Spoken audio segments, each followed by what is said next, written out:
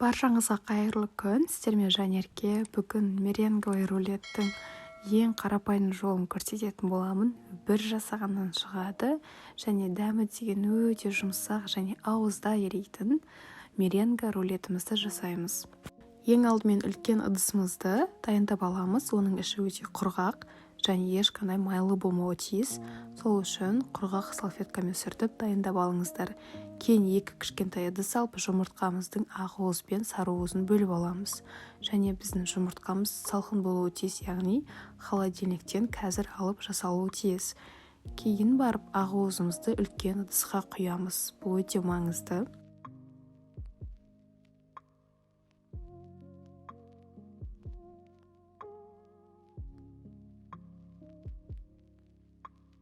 Дәл осы тәсілмен жасаңыздар.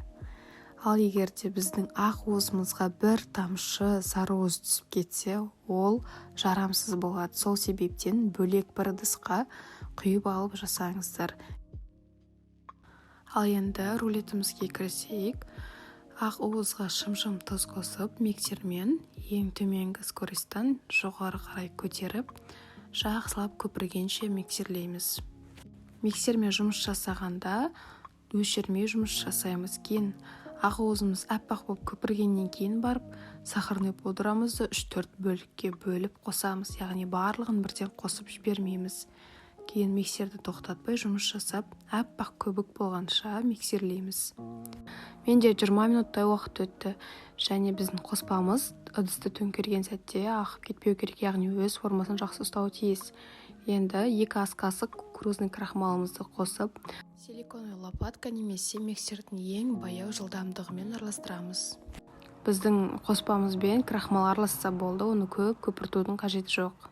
Дәл осы сәтте пешімізді 140 градусқа қыздырып қоямыз. Ал енді табамызға пергамент қағазын төсеп, рулетімізді салып шығамыз. Және таба мен пергамент қағазы таза болуы тиіс, өте маңызды. Егер де майлы болса, бізде рулетіміз шықпай қалады. Рулетіміздің барлық жеріне бірдей қылып жететіндей қасықпен жайып шығамыз. Болмаса силиконовый лопаткамен барлық жеріне бірдей қылып, яғни бір жері үлкен, бір жері кішкентай болмауы тиіс. Яғни бір жері биік болып, бір жері жұқа болса, биік болып тұрған жері піспей қалуы мүмкін. Сол себептен барлық жеріне бірдей қылып жағып шығыңыздар. Болмаса кондитерлік мешокқа салып, барлық жеріне бірдей құйып шықсаңыздар да болады.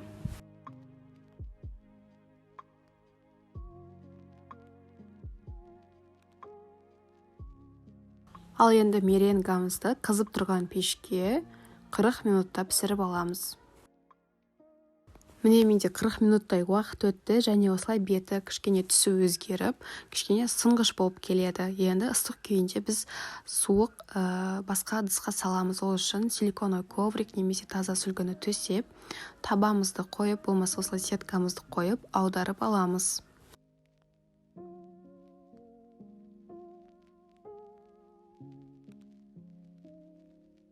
Кейін астына қойған пергамент қағазымызды да алып тастаймыз. Ол өте маңызды. Біздің меренгамызды толық суығанын күтеміз.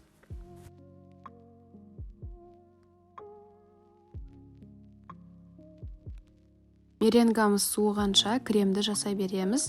300 мг 33% сливкиімізді құйып, жақсылап миксерлеп аламыз. Біздің сливкиіміз салқын болу керек. Сол кезде ол жақсы араласады. 15%-дық 2 ас қасық қаймақ қосамыз.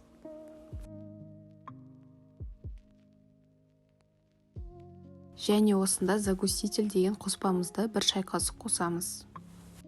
Кейін 2 ас қасық сахарный пудра қостым. Негізі қосудың да қажеті жоқ, себебі біздің рулетіміздің өзі де тәтті болып шығады. Енді 2-3 минутта жақсылап миксерлеп аламыз. Дәл осы рецептпен жасасаңыздар да сіздерде өте плотный крем шығады.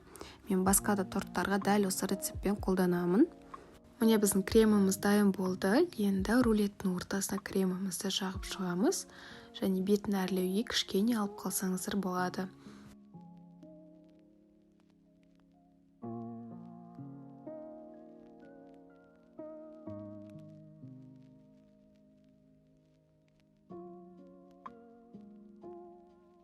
Қаншалықты кремі көп болады, соншалықты біздің меренгамыз да тәтті болады. Сол себептен кремді өте көп мөлшерде жағып шығамыз. Салмасына өз қалауларыңыз бойынша қолдансаңыздар болады. Менде сухофрукты қолдандым. Сіздер варенье болмаса свежий фрукты қолдансаңыздар болады. Енді рулетімізді орауға кірісейік. Және ол басында кішкене қатты болып тұрады. Абай болыңыздар, біздің рулетімізді сындырып жібермей, ақырын орап шығамыз.